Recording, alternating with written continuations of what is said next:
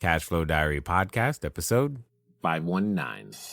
Welcome to yet another exciting episode of the Cashflow Diary Podcast, the podcast that teaches you insider tips, tactics, and strategies for creating leverage streams of cash flow into your life. Learn from top-performing entrepreneurs, business owners, investors, and thought leaders from across the globe as they share their secrets to success. Like what you learn on this and other Cashflow Diary podcast episodes? Go to learninvestingnow.com and sign up to receive powerful tips and information that will help you succeed as an entrepreneur and investor. Now, here's your host, investor, entrepreneur, business owner, educator, speaker, author, and master facilitator of Robert Kiyosaki's cash flow game, Jay Massey. All right, ladies and gentlemen, welcome to another episode of the Cashflow Diary Podcast. I'm your host, Jay Massey, and I'm glad that you are here today because we are going to talk about one of my favorite subjects and what I should think over time will become one of your favorite subjects. And you're like, what is this? No, this time we are not talking about sales. But we are going to be talking about making sure you get the most out of every minute of every day, because the highest and best use of your time is often not what you're currently doing. And you're like, what do you mean, Jay? I'm building my business. Yes, there are certain activities in your business that are required, necessary, mandatory. But that doesn't mean you have to do them. You've heard me say it before. I say it again. The way to build a business is by answering 5 questions. Why, what, when, who, then how, in that order.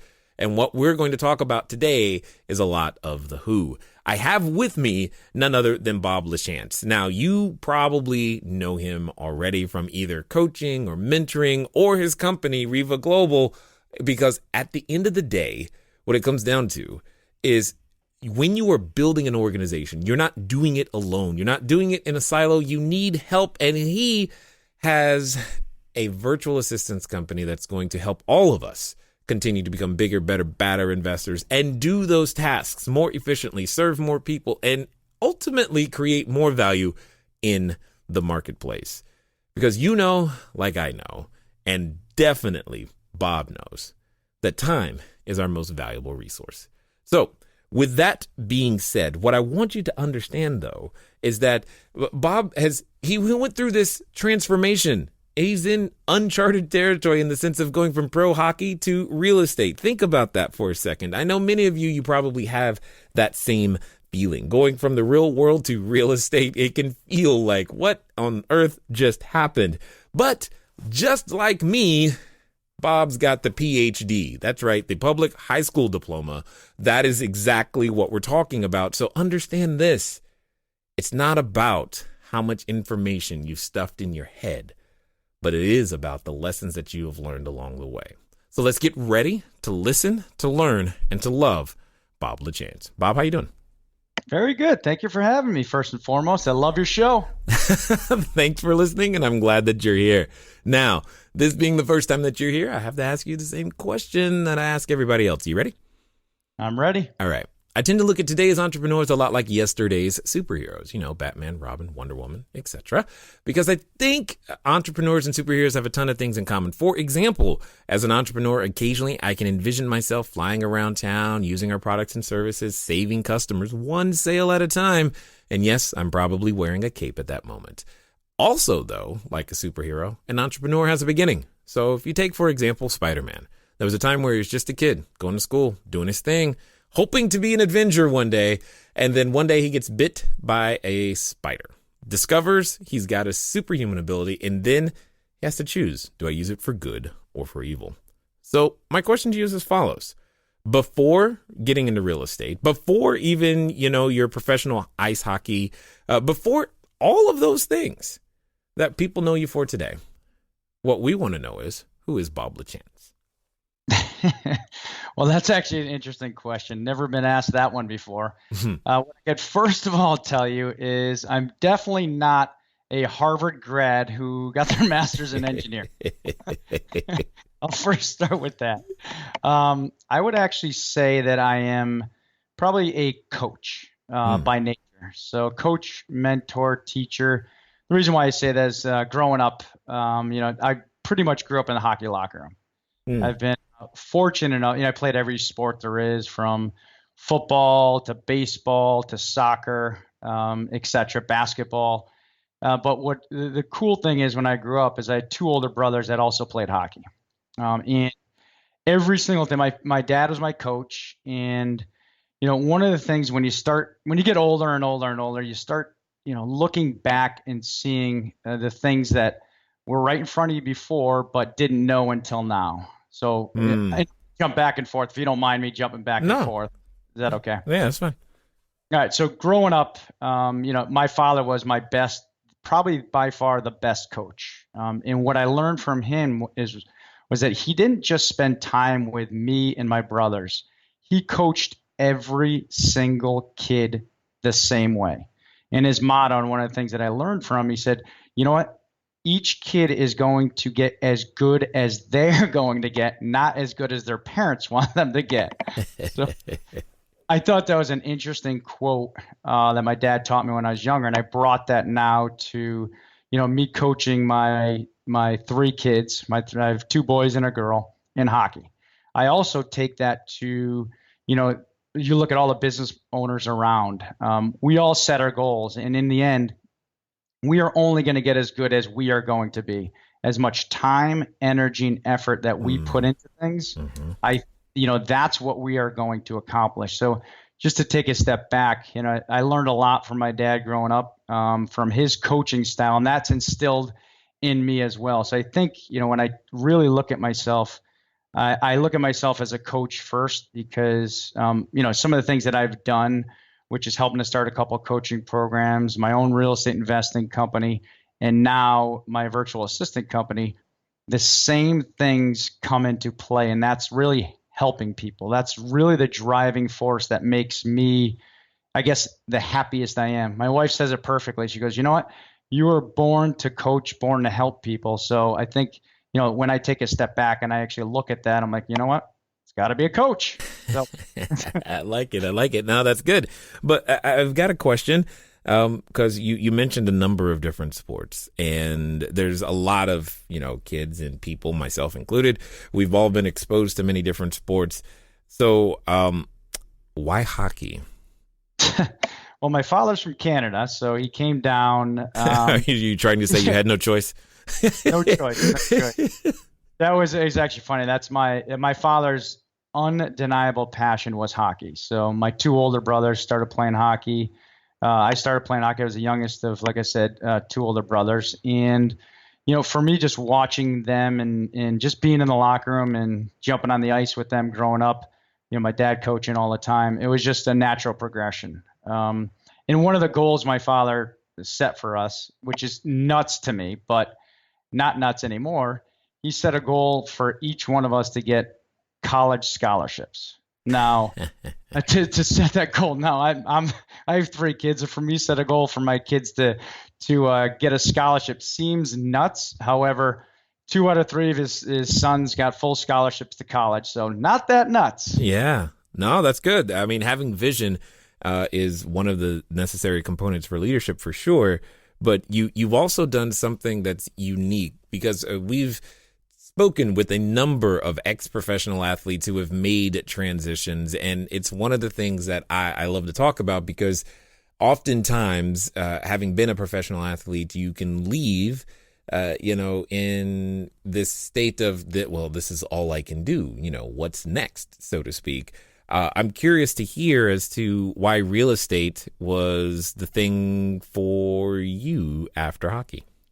Yeah, no, that's a great question, Jay. The fact of the matter was, I left. So I went to Boston University for 4 years. I was fortunate enough to get a full scholarship there. But what that means is, when you get something for free, like education, the unfortunate fact is you don't take full advantage of it. So I had an opportunity to sign a professional contract with St. Louis Blues. It was either take the contract now or wait and hopefully it's there after school ends. So I left 2 classes short of getting my degree, with the idea that I'll always go back. Just fast forward how many years ago that was, never went back. Yeah. So I didn't have anything. The point of that was I didn't have anything to fall back on, right? If I, the first year I signed, I played in St. Louis Blues minor league team for the first 2 years. That's a AAA level of baseball, just to put some context to that. After that, I signed, played 2 more years in U.S. and then 4 more years in Europe. My last year, my wife and I had our first kid, and she was living in the United States. I was in Europe. So it was either a choice of, uprooting my household and bringing them all to Europe or retiring. Now, we've all had those points of decision. I was only 30 then, right? So I was really young. I had no college degree. I had nothing to fall back on. So I went on the internet. I searched different industries that do not need degrees because I didn't want to go back to school. So real estate kept popping up. And so I invested. I read Rich Dad Poor Dad, just like probably 99% of listeners here probably read that book.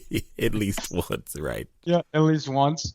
And then I also bought a course by the name of Dave Wisnett. I think that's his name.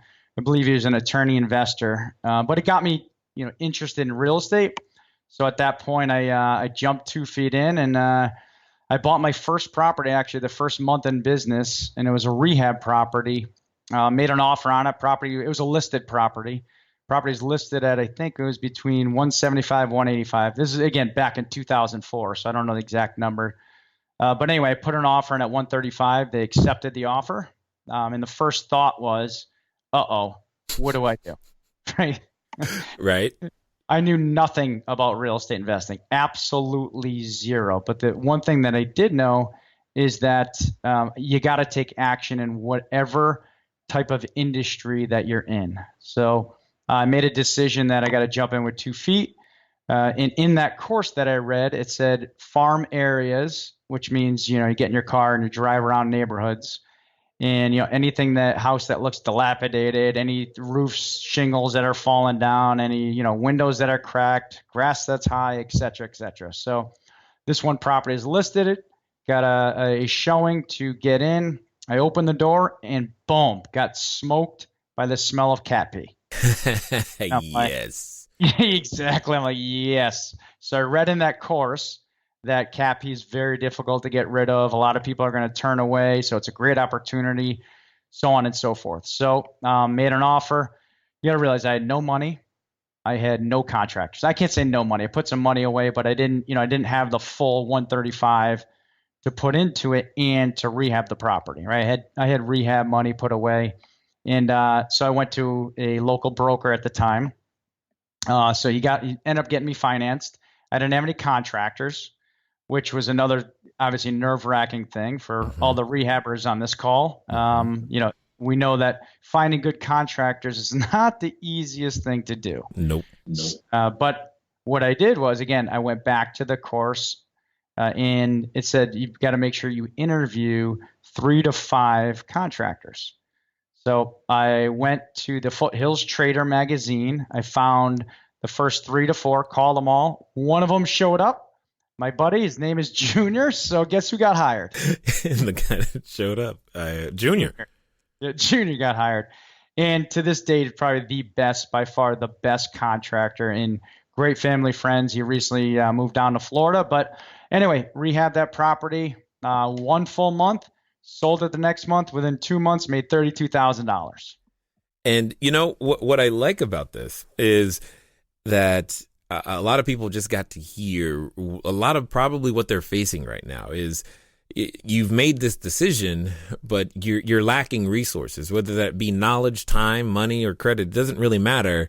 You did not let that lack of any particular resource prevent you from taking the next step. So I've got a question, though.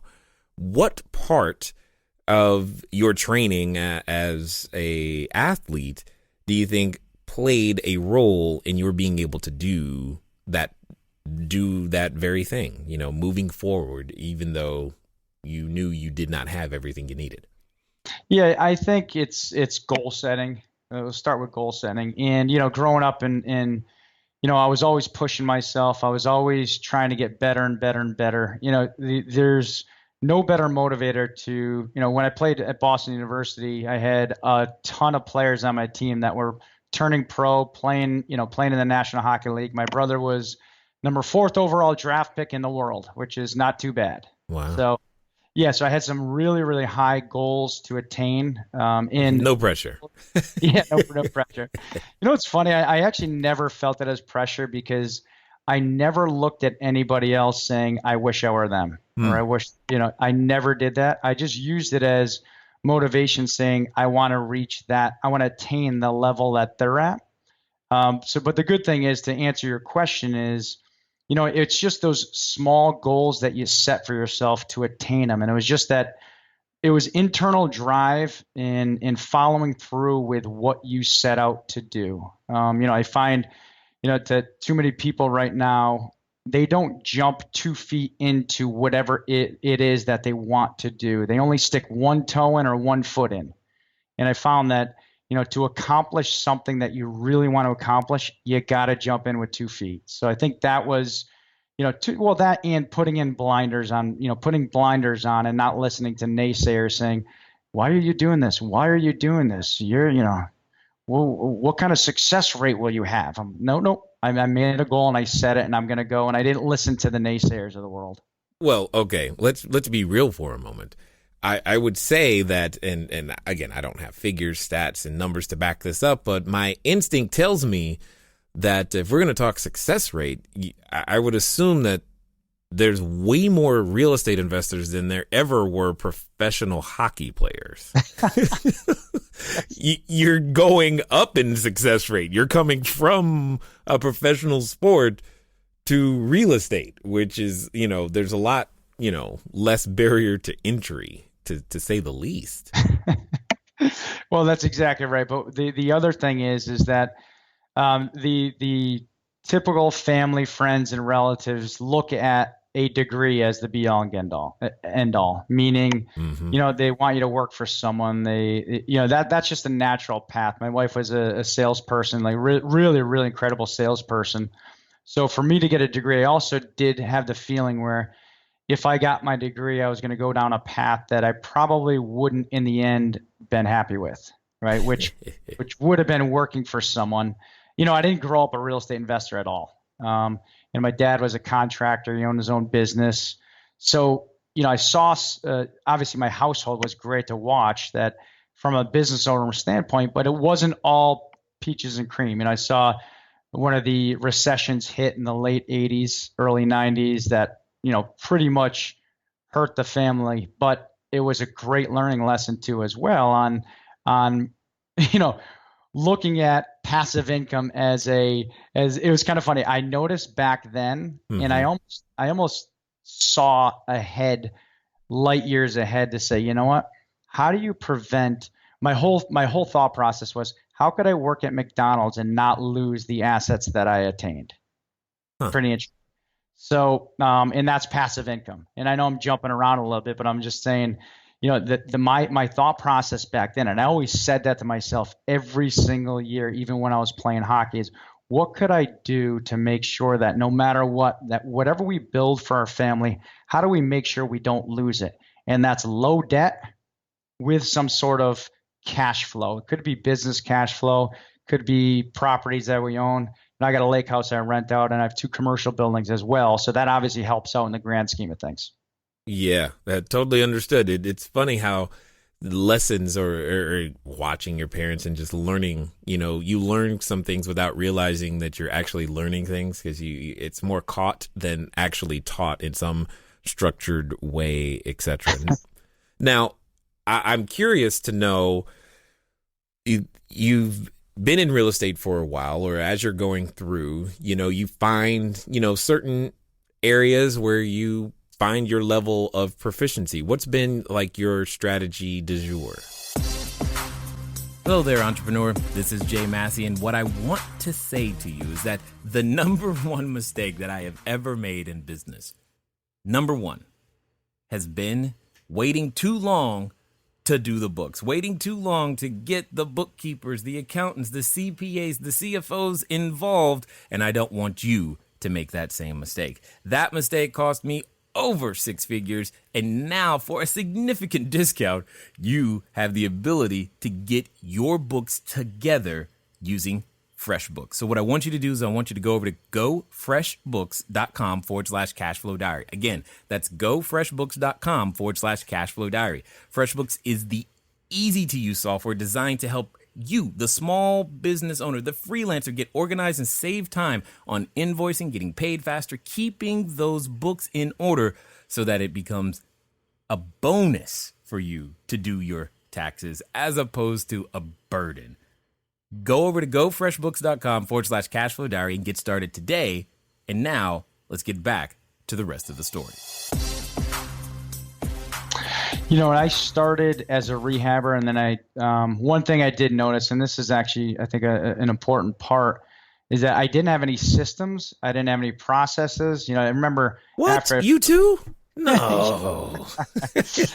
I remember flipping that property, and then after, when I was done, I'm like, all right, what now? I'm looking in the mirror saying, all right, I've just been driving around neighborhoods, and I found that one property. I got lucky. So I didn't even know what marketing was. I didn't know anything. So I joined a local REA group, Real Estate Investment Association, and I made it a goal to meet the top investor inside that. It was Connecticut Real Estate Association, and everybody kept turning and pointing to the same person. So I walked up to him and I said, his name was Pat Precourt. I said, hey, Pat, I'm not looking for a job. I'm not looking for anything. But I'm looking for a team to join. I'm huge on teams. I'm a firm believer that you're only as good as the people on your team. I think it's really, really important. You know, that's for me personally. I know some individuals like working by themselves. I can't stand it. Absolutely do not want to work by myself, because it's more for me satisfying, you know, to where if you and I are working together, Jay, to seeing the results for me to help you attain your goals and your results, and I know I get what I want in the end. So it's pretty interesting how that works. Interesting. Okay, so was that the genesis of why you started the VA company? Absolutely. So it's so going along, I invested. I jumped in the short sales for a little bit, and we've done. You know, Pat and I. Oh, you're a brave soul. Yeah, we actually from 2004 to 2010, we did over 700 short sale transactions. So we had a nice little shop going. But to rewind, back in 2005, 2006, we helped run a coaching program down in Florida, specific around short sales. We were very, very successful with that.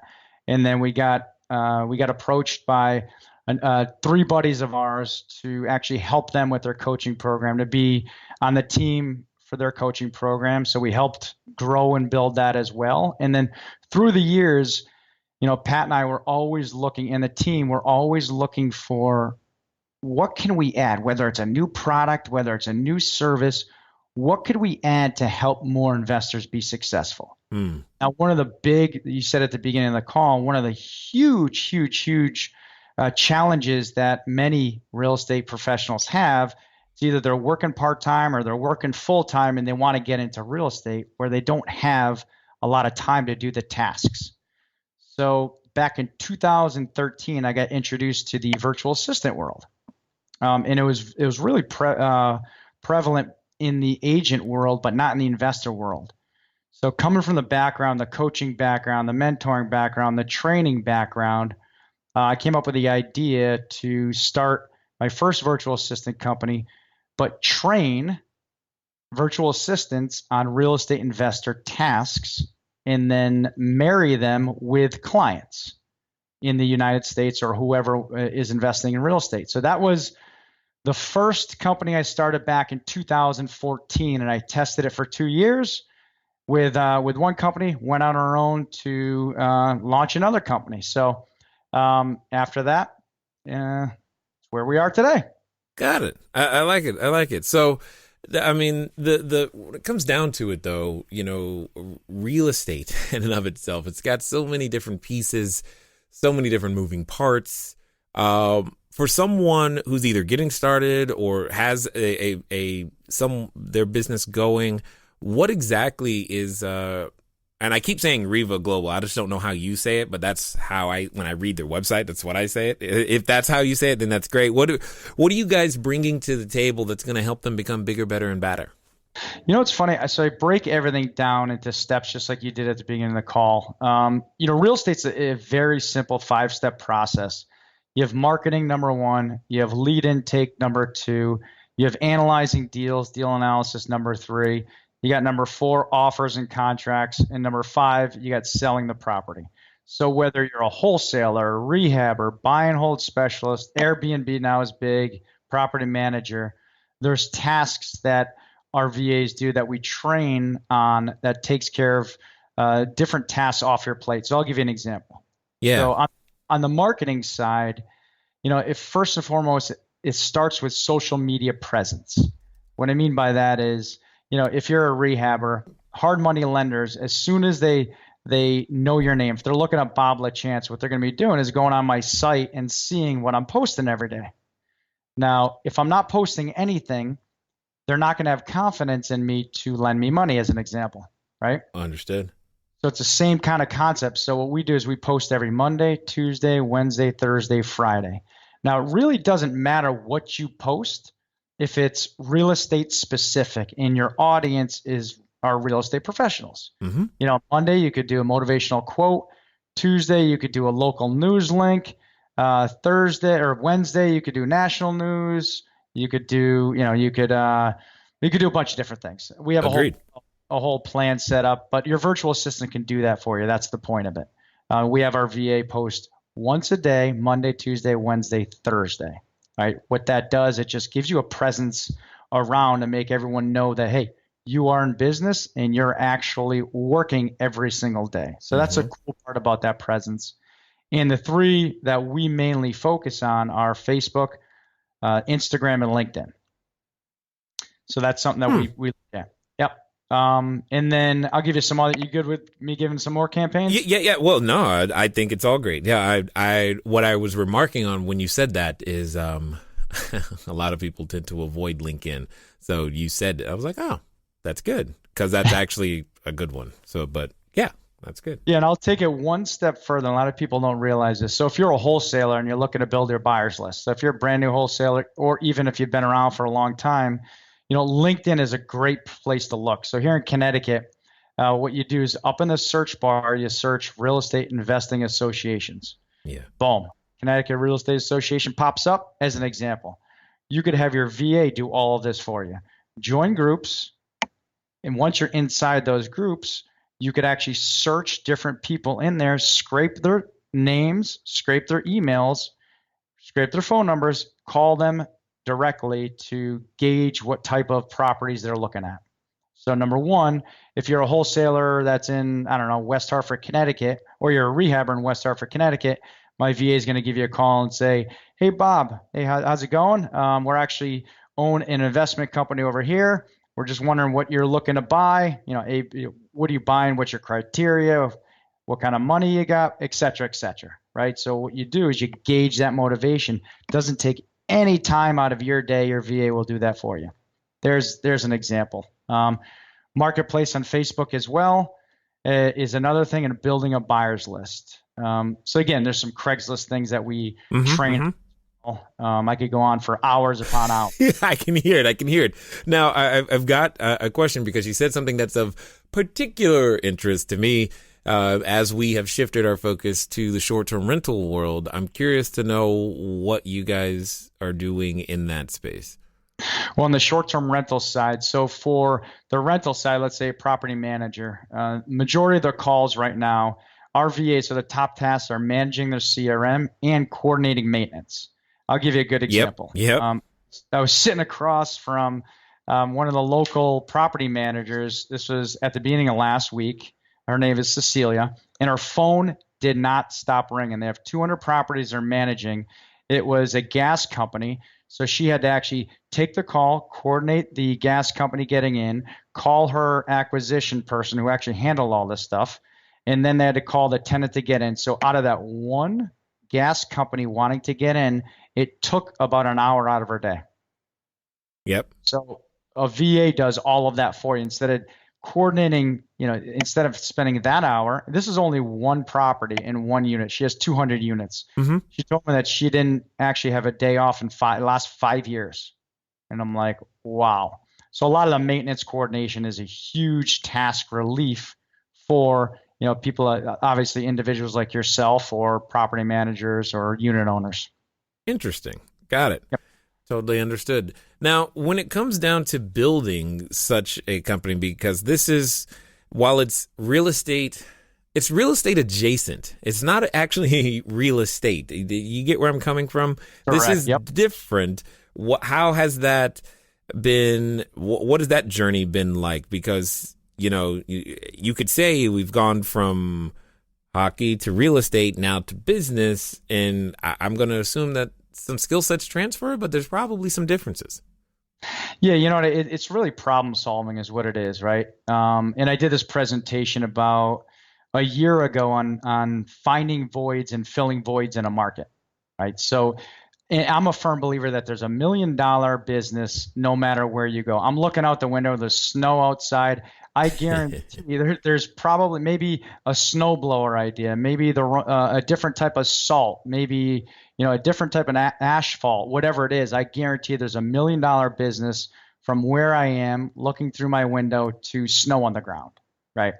So I think that's really, really important. But in the end, it's filling a need. If you look at any kind of industry, and I think you look at real estate, you look at my background of ice hockey, right? I grew up in a hockey locker room, but there's one common theme. It's you have a lot of people around you, and it's all communication. So if I would say what translates from hockey, it's probably, the coaching that I got. I've had some of the most remarkable coaches that I've ever had. I didn't realize that at the time. Now that I get older, I realize how important they were, but it's more the communication behind it. And, it's a lot of it is just talking and communicating. And now that I'm a parent, my communication skills need to get better and better and better because every age you get different challenges you got to deal with. Yeah, preaching to the choir on that one. As soon as I get used to my kids being one way, they up and have a birthday and change and stuff. I'm like, stop it. It doesn't work out like that. It's all good. Now, for those that have listened this far, want to find out more about what you've got going on, what's going to be the best way for them to catch up with you? Absolutely. You could check out either my website, which is revaglobal.com, which is REVA Global.com, which stands for Real Estate Virtual Assistant. So revaglobal.com, or you could send me an email, which my direct email is bob@revaglobal.com. Excellent. Now, as we wind down, I've got a final question for you because I'm curious to hear your answer. When it, as people tend to listen to the episodes, they start in one spot, they end up in another, and oftentimes they can feel inspired to finally take action. There's probably someone going, you know what, I'm going to do this. I can do real estate, and I can get the virtual assistants. I can make time to make all of these things happen. It is a journey. It's an iterative process, and I can do it too. And they're at what I like to call the precipice of decision. So my question to you is as follows. Like I know, that when we get to that precipice, we often have a companion, and that companion comes in the form of a voice that reminds us of how it doesn't work, won't work, can't work, and who are you to think it would work, and what on earth are you play hockey, you don't do real estate, what are you talking about? I mean, and for some people, they're related to that voice. So what would you say to the following person? Let's pretend that they're going to actually follow through and do what you suggest. They're going to do so in the next 24 to 48 hours. And Bob, they're coming to you saying, what do I do? You know what? For me, here's what I would do. I would get educated in what you want to do. So if it's wholesaling, get educated in wholesaling. If it's rehabbing, get educated in rehabbing. If it's buy and holds, et cetera, et cetera. I'm a firm believer of you need to get educated. It's kind of funny since I left school. I didn't think of that when I went to school, but now that I'm done, I think education and mentoring is the first thing that I would do. I'm fortunate that I found a mentor when I first got into it. There weren't many coaching programs out there, but I would highly recommend jumping in, do your due diligence, jumping into a coaching program. And I bought everything. I was a buyer, meaning whatever type of education is out there, I invested in it. And I think that's really, really important to do. And then after that, you got to implement, right? So it's learn it, live it, gift it. So I like those three things: learn it, live it, gift it. Love it 100%. I definitely appreciate your journey. I love the fact that you're my fellow PhD brother out there and making real estate happen, not only for yourself, but for other people as well. And I thank you for taking the time to share your knowledge, wisdom, and insight here with us today at the Cashflow Diary. Awesome. Thank you for having me. Appreciate the time. All right, ladies and gentlemen, you know what time it is. It's time for you to move at the speed of instruction. What does that mean? That means get over to REVAGlobal.com. Why? Because you know you needed help. That's not a secret. At the end of the day, you can hear in his voice how a team makes a difference. And you know that you need more people on your team. At the end of the day, ladies and gentlemen, you've got a great idea. Let it flourish and grow by enlisting the help of others. It's been fun talking to you guys today. I look forward to talking to you soon. Until next time.